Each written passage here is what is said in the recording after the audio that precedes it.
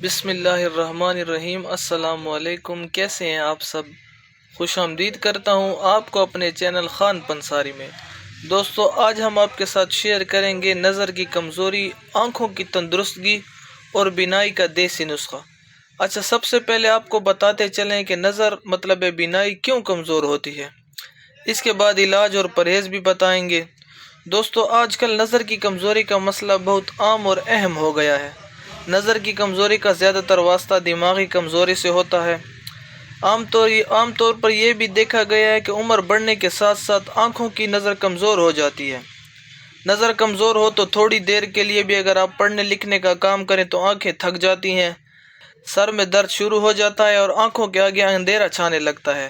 آنکھوں سے پانی نکلنا اور ٹھیک طریقے سے دکھائی نہ دینا، دھندلاہٹ چھائی رہنا اہم علامات میں شمار ہوتی ہیں۔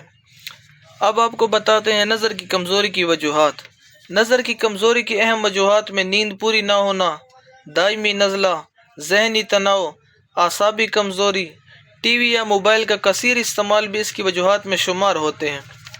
اچھا جی، اب چلتے ہیں اپنے نسخے کی طرف۔ نسخہ انتہائی آسان اور کارآمد ہوگا۔ اس نسخے کے استعمال سے آپ کی آنکھوں کی کمزوری، دماغ کی کمزوری، آنکھوں کی تھکاوٹ، دماغ کی تھکاوٹ، سر درد کا مکمل علاج ہے انشاءاللہ۔ اس نسخہ کو تقریباً 3 ماہ تک مکمل استعمال کریں، اس سے آپ کی بینائی مکمل ٹھیک ہو جائے گی اور اینک سے بھی جان چھوٹ جائے گی۔ سب سے پہلے جی آپ نے لینا ہے مغز اخروٹ 50 گرام، اس کے بعد مغز بادام یہ بھی 50 گرام، اس کے بعد آپ نے لینا ہے سونف، انتہائی زبردست قسم کی چیز ہے، یہ بھی 50 گرام آپ نے لینا ہے جی۔ اس کے بعد آپ نے آ جانا ہے زرشک بھی آپ نے 50 گرام لینا ہے۔ اس کے بعد مشری، یہ آپ نے 100 گرام لینی ہے۔ اچھا، ان تمام اشیاء کو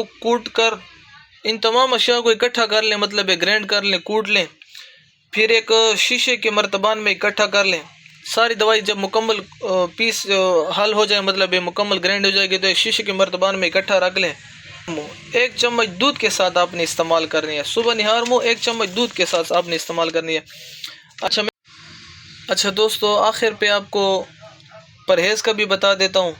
کم روشنی میں پڑھائی کا استعمال بالکل نہ کریں۔ کوشش کریں جہاں زیادہ روشنی ہو، بلب وغیرہ جل رہا ہو، وہاں پڑھائی وغیرہ آپ کر لیا کریں۔